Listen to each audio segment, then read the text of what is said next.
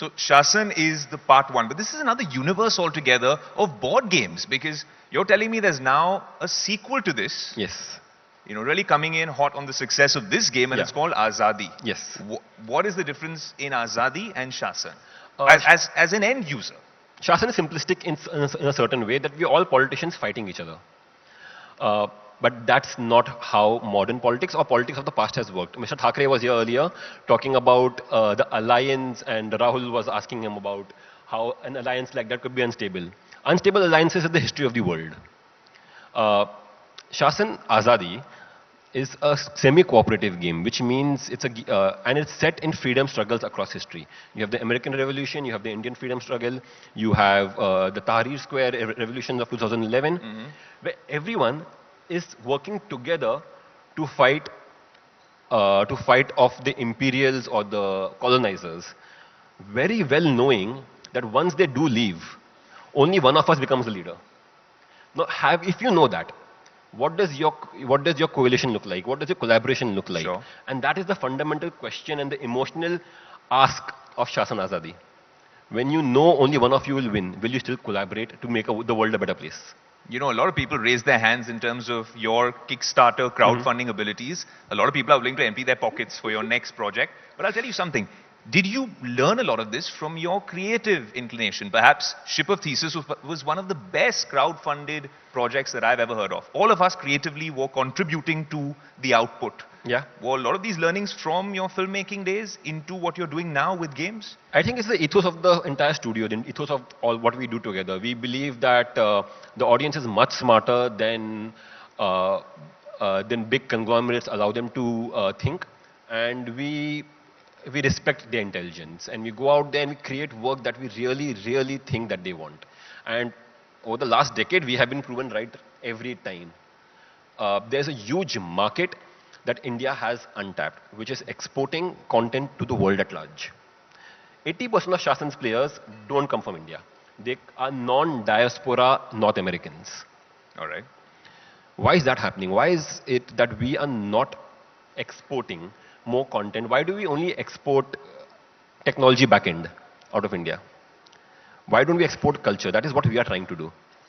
You know, what's interesting is in an age of bots and paid marketing and even social media companies now asking you to pay to really get any services whatsoever, we don't know what the future of all of this is going to be like in terms of content. But with what you've done over the years with film, cinema, and now obviously in the gaming space, is organic marketing. Yeah. Very rarely have we got an anecdote from this place which has worked really well. What's the secret sauce then? Like Reggie said, push marketing, as it's called, where you pay ads to get eyeballs, will never work. You have to create a hunger. You have to make your product so cool, so exciting that everyone wants to come for it. I was talking to Kalipuri earlier, and she was like, Shasan not available. That was part of the marketing campaign of Shasan, where the game was hard to get. We starved the market for a bit. We created a great buzz talking about how cool the game is, and reviewers around the world loving the game, and then we didn't ship it. For 6 months, we didn't ship the game.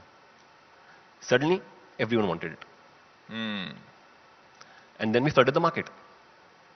You know what we will do is, before we wrap up this session, Sure. and you empty everyone's pockets, let's have one more look at the game. I just want to have a very quick look, very quickly move over there, Sure. and perhaps tilt it up. I know it's not the ideal view. Yes. The box looks really cool. We do a lot of unboxings here, but Nice. you've already done Yeah, that I've seen for us, right? If you look at this, guys, this is what we were trying to show you earlier. This is a made in India game, Yes. retailing at 3,500 rupees. What are the sales like? You're saying 80% is coming from North America. Yeah. What are the rest of the sales like? So we have hit a couple $1 million in revenue on Shasan alone of all our board games, and we have just gotten started. We started running ads recently, so we believe it's going to snowball at this point, and we have 8 games in the pipeline for India and the world at large. Okay. And when are they coming up? Very quickly. The next one's in Jan, then every 3 months following that. And these add-ons, how do I get add-ons to this game? That's what I'm trying to understand. Okay, look, you explain the policy-making Sure. process. You're making policy-making fun again. Yeah.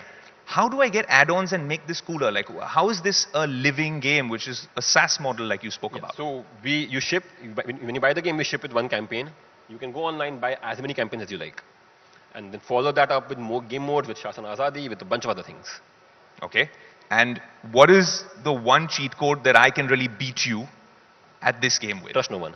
Trust no one. Is that from your creative times that learning's come, or your understanding of politics? No creative endeavor works without absolute trust in your team members.